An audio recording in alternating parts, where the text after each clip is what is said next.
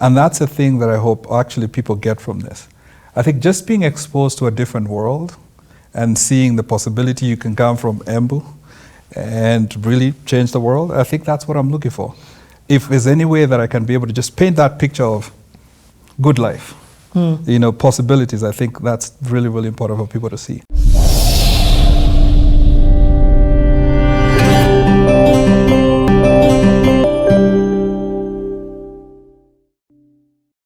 Take 2, part 1. You never truly know people until you take the time out to get to know people. Wamai, my cameraman and Aizo are making fun of me because I always say that. But to be honest, it's the truth. And I've begun to understand the power in hearing people's stories, in listening, in extracting value from people's life experiences. I stopped you there. Normally stop people, we normally take a break after high school, but you were dropping so many gems. I was just like, hey, by the way, fast guys, chew on that. So let's continue the story. Yes. Sawa Sawa Academy. I've understood how you're gravitating next to the person who is doing well so that it can help improve you. Yes. That mindset on its own at such a young and early age is incredible. Yes, yes. There's so much power in proximity and networking as well. Because you get the good vibes. If this person does well, better than you, acknowledge it and then learn from them. Were you, in an essence, going to church? Was there a spiritual background to you at this time?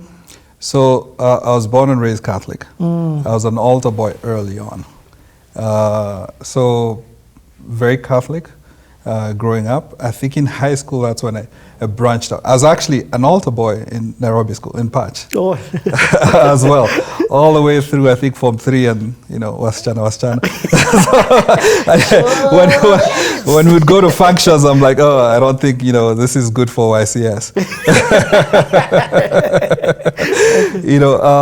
But I've always have had a spiritual, foundation. Okay. Catholic.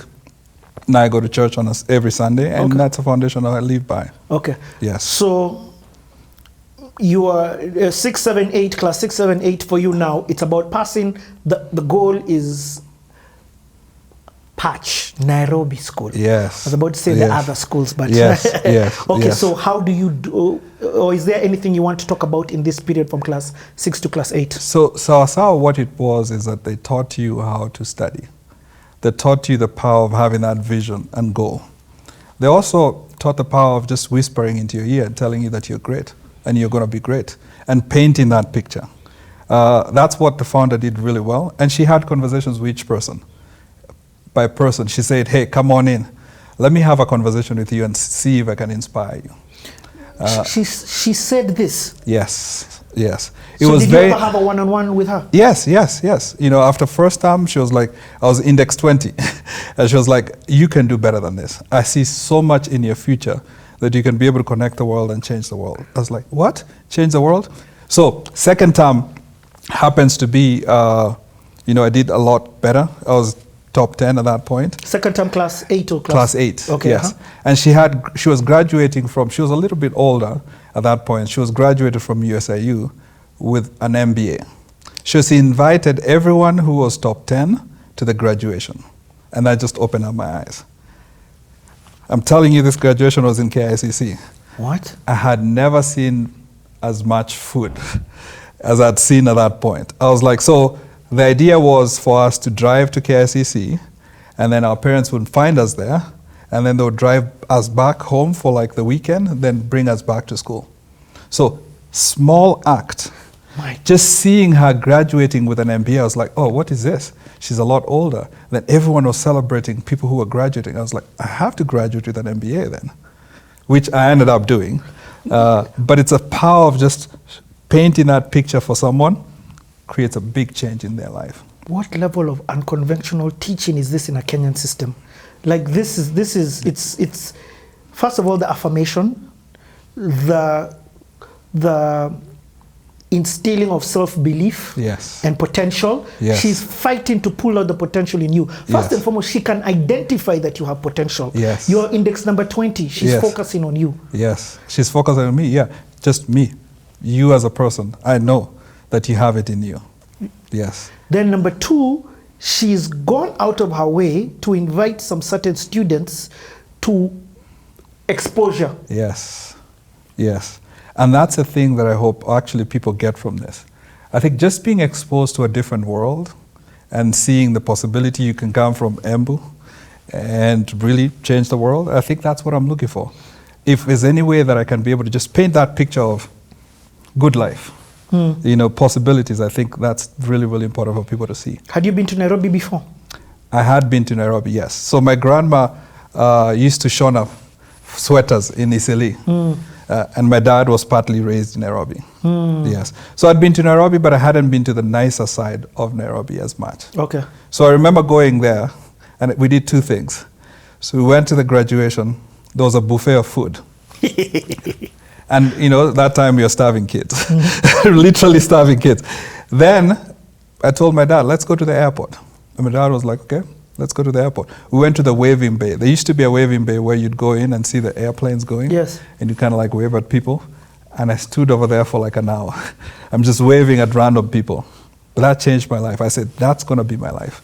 So every week now, I travel twice, back and forth, DC and San Francisco. It's like 6 hours.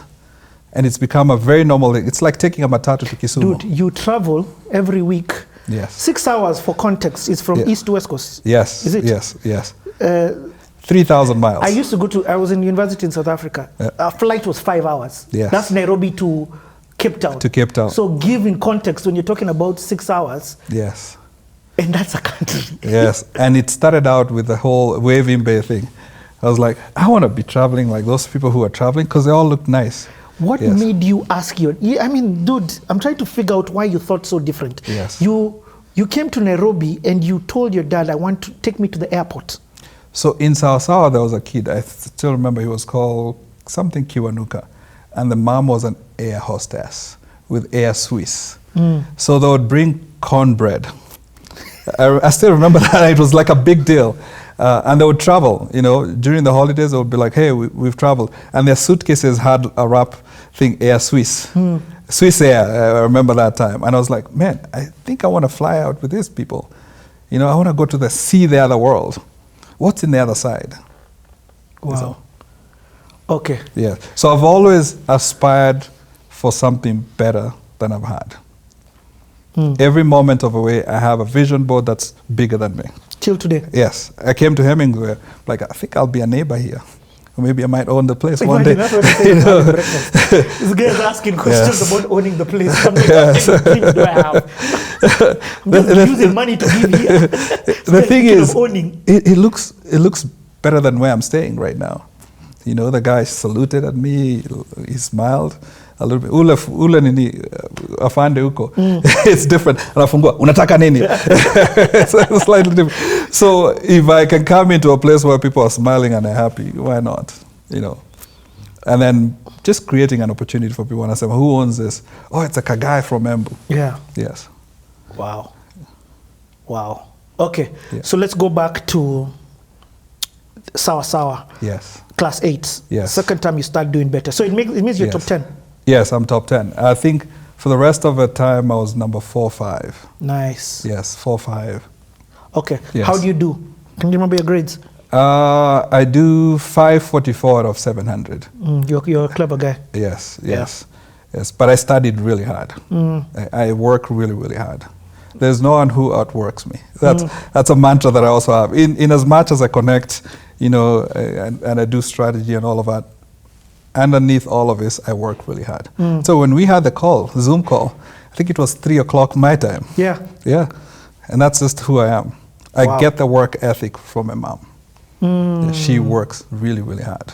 If she had a chance to open her shop, she'd open it on Sunday.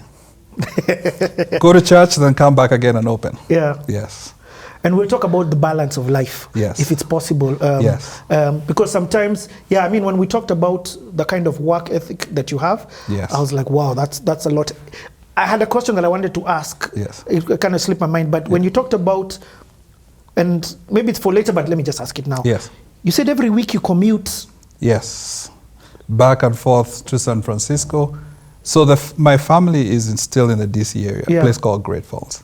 I didn't want to disrupt their life too much when I got the job at Meta. Yeah. So I kept them put. You know, my son just graduated high school, the other one graduating college next year. It will be too much disruption for them. And we built a sense of community. So what they said is that in true Kenyan fashion, we're tafuta pesa, then you come back. But I also want to make sure that I keep connected with them. Yeah. You know, I don't want to just be an away dad. So that's the sacrifice that I have to make. But I love it. I love what I do. I love the family that I have and the support that I get. That's really, really important to have. I'll come back to that conversation a bit later, because what you've said there is so powerful. You've actually helped people in terms of putting a stable foundation for their kids. Yes. That instability of always getting transferred to a different place, and you upping and moving with your family. Yes. I know that because I'm a product of that. Yes. And it affects them in the future in terms of connections that they have. They're just about to connect to people up and live to the next country. So it's your wisdom of understanding of that is commendable. It is really, really important for you to have that foundation. Plus also, if they're at peace, you're at peace. Yes. Hey, man, Alex. Okay. Yeah. 545. What year is this that you finish? 1990. Aha. So 1990, you graduate. You know, had the best December. You know, normally you go through the rite of passage. Normally that you go through, you know, as a kijana. And then I went to Patch.